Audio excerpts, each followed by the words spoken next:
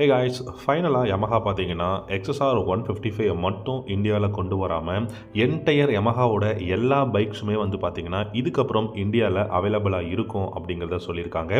என்ன டீட்டெயில்ஸ், எப்போ இந்த பைக்கெலாம் லான்ச் பண்ண போகிறாங்க அப்படிங்கிறத டீட்டெயிலாக பார்க்கலாம். உங்களுக்கு இந்த வீடியோவில் இருக்கக்கூடிய XSR 155 பிடிக்கும் அப்படின்னா இந்த வீடியோக்கு ஒரு லைக் பண்ணிக்கோங்க, நம்ம சேனலையும் சப்ஸ்கிரைப் பண்ணிக்கோங்க. யமஹா பார்த்திங்க அப்படின்னா இப்போ ரீசெண்டாக அனௌன்ஸ் பண்ணியிருக்காங்க, யமஹாவோட எல்லா ப்ரீமியம் பைக்ஸும் இந்தியாவில் அவைலபிளாக இருக்கும் அப்படின்னு சொல்லியிருக்காங்க. ஃபார் எக்ஸாம்பிள் உங்களுக்கு XSR பைக் வேணும், இல்லாட்டி வந்து பார்த்தீங்கன்னா உங்களுக்கு ட்ரேசர் அண்ட் R1 R6 அப்படிங்கிற பைக்கெல்லாம் வேணும் அப்படின்னா யமஹாவே பார்த்தீங்கன்னா இப்போ புதுசாக லான்ச் பண்ண போகிறாங்க ஒரு ஷோரூம், ப்ளூ ஸ்கொயர் அப்படிங்கிற ஒரு ஷோரூம் பார்த்தீங்கன்னா என்டையர் இந்தியாவில் வந்து லான்ச் பண்ண போகிறாங்க. அப்படி அந்த ஷோரூம் பார்த்தீங்கன்னா உங்களுக்கு ஒரு எக்ஸாம்பிள் சொல்லணும்னா ஹோண்டாவோட பிக் விங்ஸ் ஷோரூம் இருக்கு இல்லையா, ஸோ அந்த மாதிரியான ஒரு ஷோரூம் தான் யமஹாவோட இந்த ப்ளூ ஸ்கொயர் அப்படிங்கிற ஷோரூம். இந்த ஷோரூமில் இருந்துட்டு உங்களுக்கு எல்லா விதமான பைக்ஸும் வந்து ஆக்சஸ் பண்ணிக்க முடியும், உங்களால் ஈஸியாக வந்து பை பண்ணிக்க முடியும். ஸோ இந்த இடம் பார்த்தீங்க அப்படின்னா அவங்க என்ன சொல்கிறாங்க அப்படின்னா உங்களால் வந்து நிறைய ரைட்ஸ் கண்டக்ட் பண்ணிக்க முடியும், வேர்ல்டில் இருக்கக்கூடிய எல்லா யமஹாவையும் வந்து உங்களால் பை பண்ணி இங்கே இந்தியாவில் வந்து ரைட் பண்ண முடியும் அப்படிங்கிற மாதிரி வந்து சொல்லியிருக்காங்க.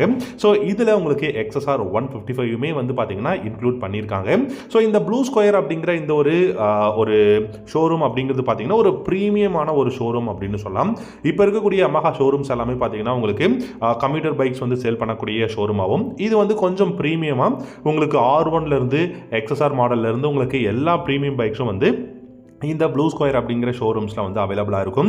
ஸோ அப்படி வரும்போது XSR 155 இந்தியாவில் பார்த்தீங்க அப்படின்னா 1,70,000 1,80,000 எக்ஸ்ஷோரூம் ப்ரைஸ்க்குள்ளே உங்களுக்கு ப்ரைஸிங் பண்ணுறதுக்கான சான்சஸ் நிறைய இருக்குது அப்படிங்கிறத சொல்லியிருக்காங்க. ஸோ யமஹா பார்த்தீங்க அப்படின்னா இப்போ ஆல்மோஸ்ட் MT-15 வெர்ஷன் 2வாக இருக்கட்டும், இல்லை R15 எல்லாமே பார்த்தீங்கன்னா அதோட கடைசி கட்டத்தில் இருக்குது அப்படின்னு தான் நான் சொல்லுவேன். ஏன்னா ஆல்மோஸ்ட் பார்த்தீங்கன்னா அந்த பைக்ஸ் எல்லாமே கொஞ்சம் அப்டேட்டடாக இருந்தாலும் பட் அதோட இன்ஜினாக இருக்கட்டும் இல்லை மற்ற விஷயங்கள் எல்லாமே கொஞ்சம் பழைய விஷயங்களாக தான் இருக்கு.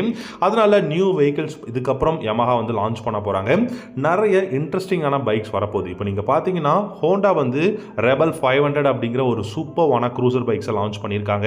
ஆல்ரெடி இந்தியாவில் வந்து கவாசாக்கி கிட்ட எலிமினேட்டர் அப்படிங்கிற க்ரூசராக இருக்கட்டும், இல்லை வால்கனேஸ், அதுக்கப்புறம் ராயல் என்ஃபீல்டு என்டையர் பைக்குமே பார்த்தீங்கன்னா மோஸ்ட்லி உங்களுக்கு க்ரூசர் பைக்காக இருக்கும். ஸோ இந்த மாதிரி வந்து க்ரூசர் செக்மெண்ட்டில் போய்கிட்டு இருக்கும்போது யமஹாவும் இதுக்கப்புறம் இந்தியாவில் நிறைய 350லேருந்து 500 செக்மெண்ட்டில் க்ரூசர் பைக்ஸ் எல்லாமே லான்ச் பண்ண போறாங்க.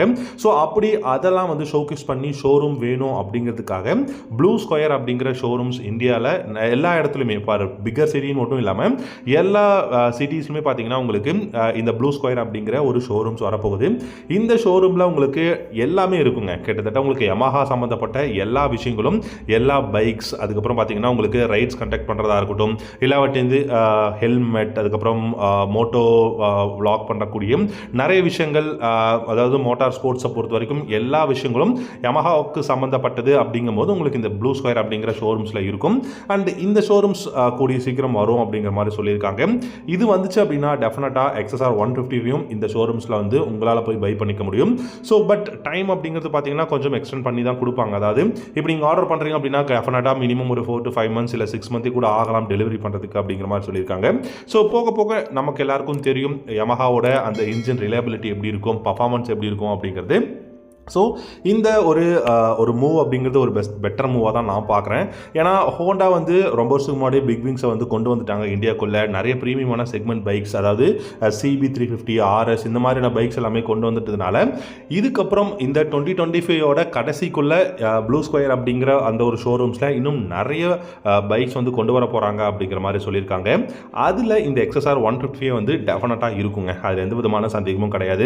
ஏன்னா நம்ம ரொம்ப வருஷமாகவே வெயிட் பண்ணி பார்த்தோம், XSR வரப்போகுது 125 வரும், 155 வரும்னு சொல்லிட்டு நிறைய வருஷமா நம்ம வெயிட் பண்ணி பார்த்துட்டோம். இப்போ நமக்கு ஹோல் பேக்கேஜே இந்தியாவுக்கு வரப்போகுது. ஸோ XSR 155 மட்டும் இல்லாமல் R1 R6 எல்லா பைக்குமே இந்தியாவில் வரும்.